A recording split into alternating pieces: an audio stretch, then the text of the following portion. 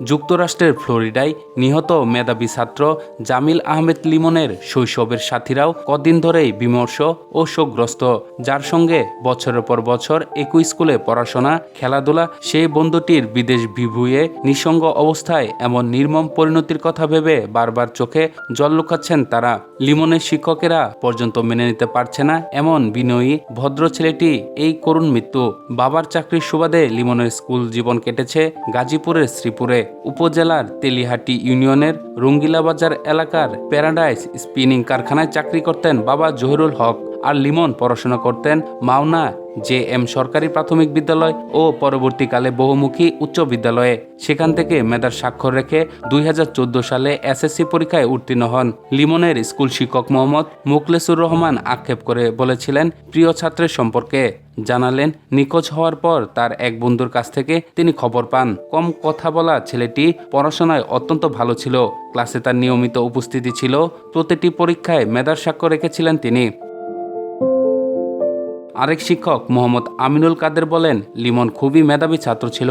আমি তাকে রসায়ন পড়াতাম। হঠাৎ করে এমন খবরটি শুনে খুবই খারাপ লাগলো, খুব কষ্ট পেয়েছি। লিমন এমন মেধাবী ছিল, যে কোনো বিষয়ে একবার বোঝালে সে অন্য সহপাঠীদের তা বোঝাতে সক্ষম হতো। আজ সেই প্রিয় ছাত্রটি নেই, এটি মানতে পারছি না। জামিল আহমেদ লিমন যুক্তরাষ্ট্রের ইউনিভার্সিটি অব সাউথ ফ্লোরিডায় ভূগোল, পরিবেশ বিজ্ঞান ও নীতি বিষয়ে PhD করছিলেন। তার গ্রামের বাড়ি জামালপুরের মাদারগঞ্জে।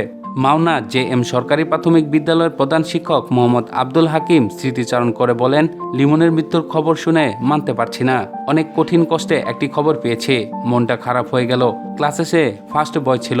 আমার দৃষ্টিতে তার মতো বিনয়ী ছাত্র খুব কম। মেধাবী একটি ছেলে উচ্চতর পড়াশোনা করার জন্য বিদেশ গেল। তার এমন পরিণতি খুব কষ্টকর। দেশের অনেক বড় সম্পদ ছিল লিমন, যাকে আমরা এভাবে হারিয়ে ফেললাম।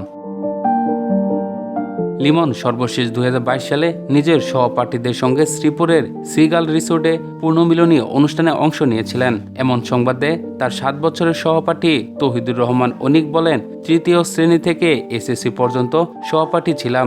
লিমন অসাধারণ মেধাবী একজন ছাত্র ছিল। গত 2022 সালে আমাদের ব্যাচের পুনর্মিলনীতে অনেকদিন পর তার সঙ্গে দেখা হয়। বন্ধুকে কাছে পেয়ে অনেক আলাপ হয়েছে পুরনো দিনের স্মৃতি রোমন্থন। এরপরও মাঝে মধ্যে ফোনে যোগাযোগ হতো।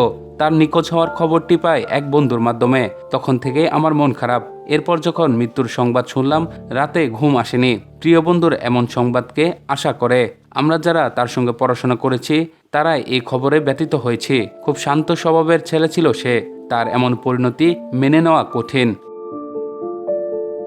নিহত জামিল আহমেদ লিমনের বাবা জহুরুল হকের সঙ্গে কথা হয়। তিনি কথা বলতে বলতে কান্নায় ভেঙে পড়েন। এক পর্যায়ে বলেন, আমি শ্রীপুরে চাকরি করতাম, সেখানে ছেলেকে পড়াশোনা করিয়েছি।